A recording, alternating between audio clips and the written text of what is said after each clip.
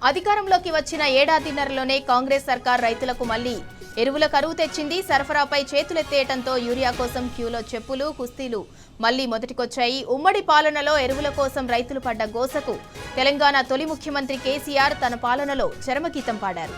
సాగు రెట్టింపైనా ఎరువుల వినియోగం రెండింతలైనా ఎక్కడా కొరత లేకుండా చూసుకున్నారు. వర్షాకాలం వచ్చిందంటే యూరియా కొరత ఎందుకు వస్తుందన్న దానిపై లోతైన పరిశీలన చేశారు. ఏప్రిల్, మే నెలల్లోనే కేంద్రంతో యూరియా కంపెనీలతో చర్చలు జరిపారు. డబ్బులు ముందే చెల్లించి ఎరువులను కొనుగోలు చేశారు.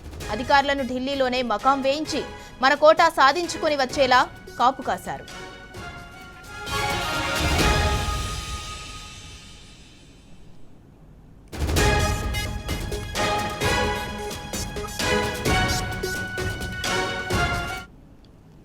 కానీ రేవంత్ అధికారంలోకి వచ్చిన ఏడాదిన్నరలో ఏం జరుగుతోంది? అన్నదాత ఆగమవుతున్నాడు. వాళ్ళ అవస్థలు అంతకంతకు పెరుగుతున్నాయి. యూరియా కోసం కష్టాలు తప్పటం లేదు. ఎరువుల కోసం గంటల తరబడి బారులు తీరాల్సిన దుస్థితి వచ్చింది. 10 ఏళ్ల తర్వాత క్యూలైన్లలో చెప్పులు, పాస్బుక్లు దర్శనమిస్తున్నాయి. ఏ రోజులు ఇక రావని అనుకున్నారో కళ్ల ముందు ఆ రోజులు కనిపిస్తుంటే అన్నదాత అల్లాడిపోతున్నాడు.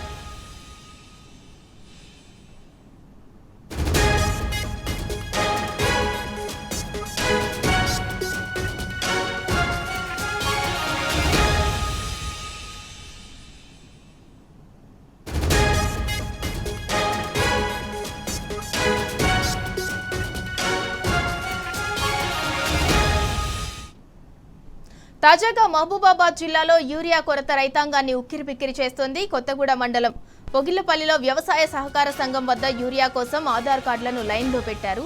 వృద్ధులు, చిన్నపిల్లలు, తల్లులు ఎండలో క్యూలైన్లలో నిలబడి తీవ్ర ఇబ్బందులను ఎదుర్కొంటున్నారు. ఉదయం నుంచి పడిగాపులు కాసిన 2 బస్తాలు దొరకటం కష్టంగా ఉందంటూ కన్నీళ్లు పెట్టుకుంటున్నారు.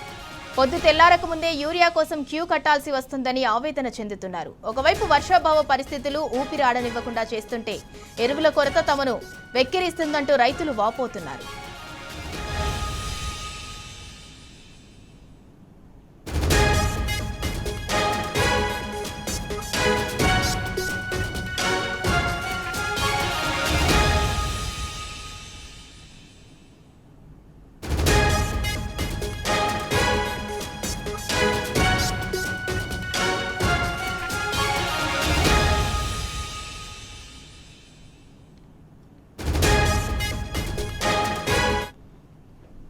అధికారంలోకి వచ్చిన ఏడాదిన్నరలోనే కాంగ్రెస్ సర్కార్ రైతులకు మళ్లీ ఎరువుల కరువు తెచ్చింది. సరఫరాపై చేతులెత్తేయడంతో యూరియా కోసం క్యూలో చెప్పులు, కుస్తీలు మళ్లీ మొదటికొచ్చాయి.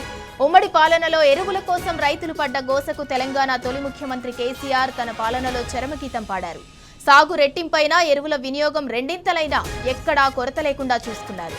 వర్షాకాలం వచ్చిందంటే యూరియా కొరత ఎందుకొస్తుందన్న దానిపై లోతైన పరిశీలన చేశారు.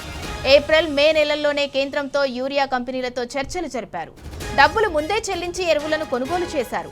అధికారులను ఢిల్లీలోనే మకాం వేయించి మన కోటా సాధించుకొని వచ్చేలా కాపు కాశారు.